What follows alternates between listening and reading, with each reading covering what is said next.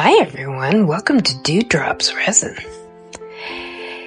As you will see here, I'm laying out all the tools I'm going to need to be able to do this piece. I have flesh cutters, I have needle nose pliers, round nose pliers, little scissors for cutting flowers or other things that you may want to put in there, and then my bent nose. So once I got all my tools together, I decide which ones I want to use. And then I cut my wire. After I cut it, I cut, 8 inches, I guess. It just depends on how much you're going to need. I'm going to need more than that, but I just figured that's a good start. It's manageable. So I straighten it between my fingers. This wire is craft wire, so it's very soft. I mean like butter soft. So it's easy to manipulate. Easy to break, but easy to manipulate. So once I've done that, I take Sharpie and I mark my needle nose. And by doing that, I have an area of where I put the wire, so the pieces are all the same size or close to it. I do make smaller pieces and larger pieces too within this. I think that's important that you know that you're going to make different sizes. It all depends on where you put it. To begin with, the size we need is where we marked our needle nose. So we just put it right where that line is, and we twist. We do this 4 times. That was our second time. This will be the 3rd time. And you see, I squeeze pretty hard. That's the 3rd time. And then the last time is where you cut it. In the middle of that bend. Literally right in the middle. It may be a little curved afterwards, but that's okay. We'll straighten it out. But that is exactly where you need to cut it. And you will be very, very close every time that your legs will be, or sides, whatever you want to call them, will be the same length.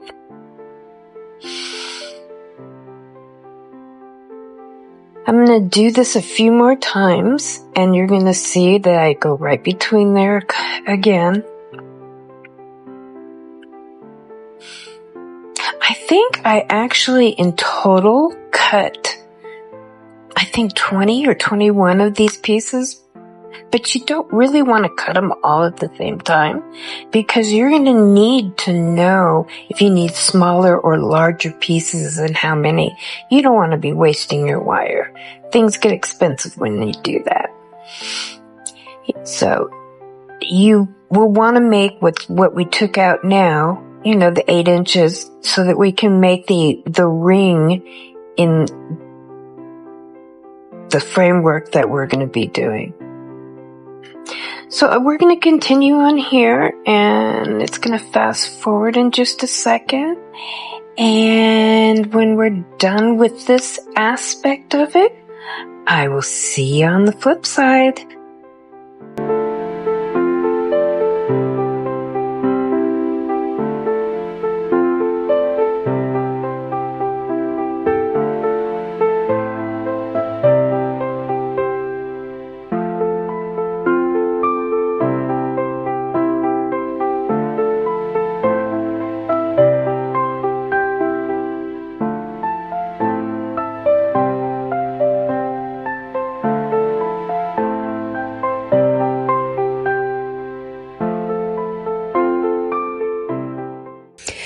Wow, your wrist gets really tired when you're doing that a lot, but that's okay, it's still fun. Right now, what we're doing is we're making our little inserts. I like to call them houses because of the shape, because that's what the shape we want to get. So as we're doing this, we sometimes have to reshape because the areas that we bend on, in between those, they'll bow sometimes. So you just take your needle nose and you just literally squeeze it really hard and it will flatten out. Sometimes I put tape, like masking tape on the around the needle nose to protect the wire that I'm working with. But that's usually only when I'm using sterling silver or gold wire. So anyway, we're going to continue on with this, and we're going to straighten out each one of these pieces, and it does take a while. I'm not going to sit here with you while I do each and every one of these. You'll see me work on them, but as you see me put them down, you can see the one down below. It's the shape of a little house. So you want to keep your roof flat on the sides and your sides straight. So here we go again. Enjoy the music, and I will see you when we are done with this part.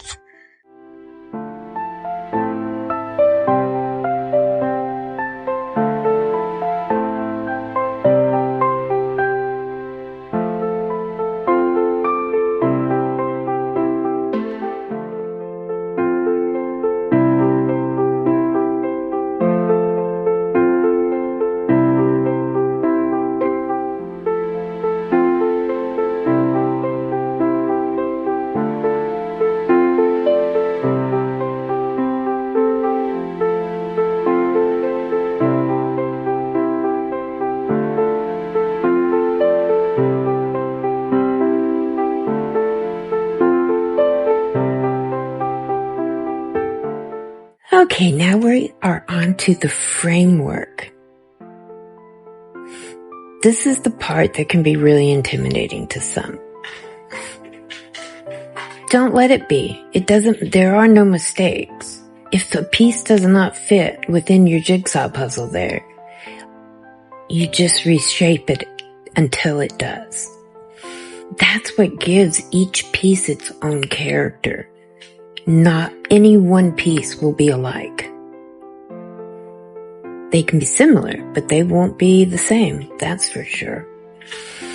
So I'm going to continue on here, and you can watch the process. I did have to make a bunch more, and I could not believe that I made the exact amount to be able to do the first ring there. So I'm going to continue on with the framework here, and you can watch as I manipulate the wires and cut them and all that kind of stuff. So enjoy the music, and I will see you when we are ready to lay the color.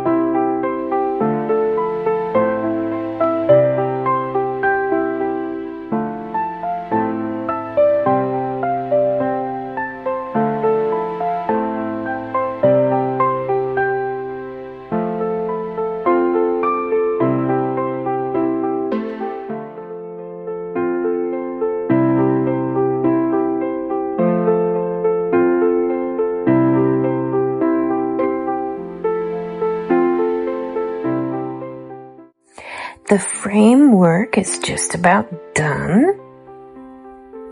And I'm going to end up adding resin to it.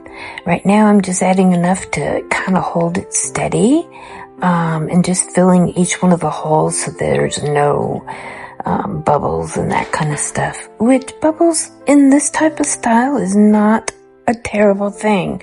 You usually can totally eliminate them just by the style itself. So I'm just putting resin on top, so I'm preparing it for the color. I have laid down some tack it over and over and let it dry. Others like to use that. Some people like alcohol. Some people like to use their resin sticky.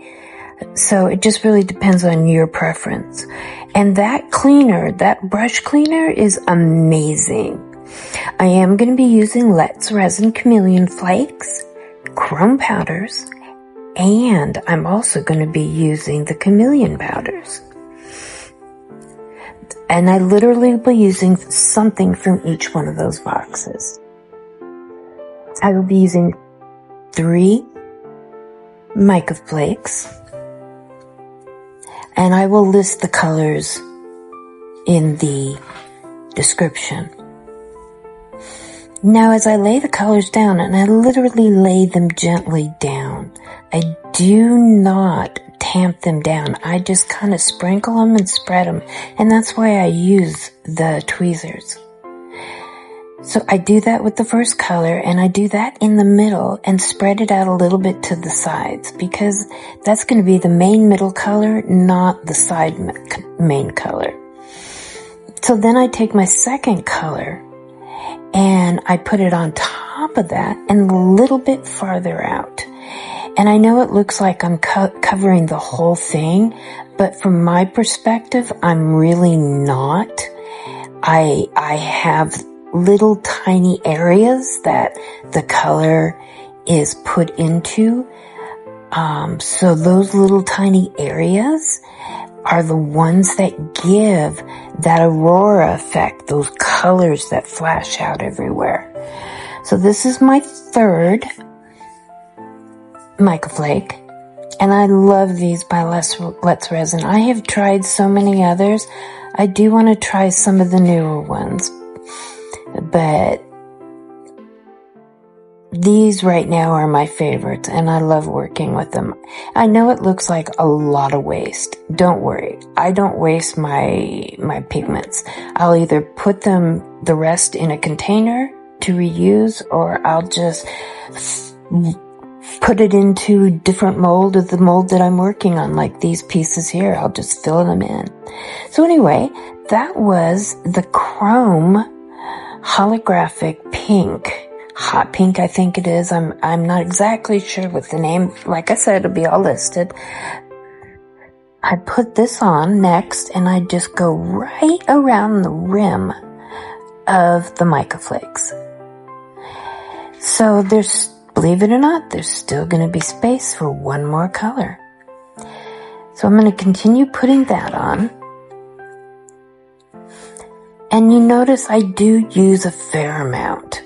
Don't be afraid to use your colors. I know there seems to be like such a little amount in these containers, but I'm telling you, I do this every single day. And I've had these colors for months. And look how much I still have. A little goes a long way, yes. But when you need to use them, because the payoff is amazing on your piece. So continue here as I put it around. You're going to see them. I tamp that middle down a little bit, starting to mix things together.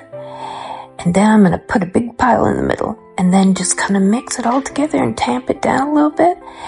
And I am going to get a different brush that I'm going to use for burnishing. In my last video, you saw how I burnished it. It's just taking your brush and just pushing down and going in a circular motion very, very hard. Well, not too hard, but hard enough to make it a little shiny. So once you do that, and you'll see what it looks like after I've done that, before I go to, there it is. Yeah. That's what it looks like after you've burnished it. It'll look like that every time if you're using mica flakes. So then after I do that, I put some resin on the back just to encase all the mica flakes, all the mica powder that could be loose, anything that's extra. I don't like it in the back of my pieces. Then I use polish, black nail polish, which will be listed. And I love this stuff. It goes a long way and it dries or cures smooth and hard and no stickiness at all. So I'm going to let you watch the rest of this process of what I do. And I will see you when it's done. Enjoy the music again.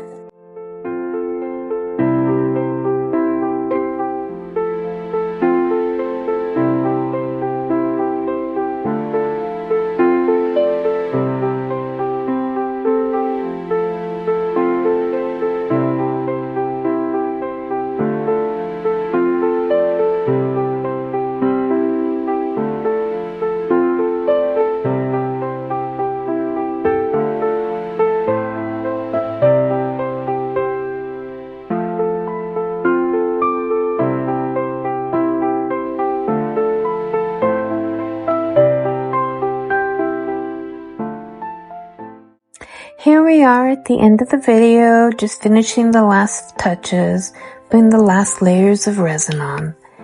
This piece is exquisite. I absolutely love the colors. I hope you've enjoyed my video. I had a really good time doing it. Stay tuned for pictures at the end. Please subscribe and like. I'll be putting out a new video very soon. Have a great one.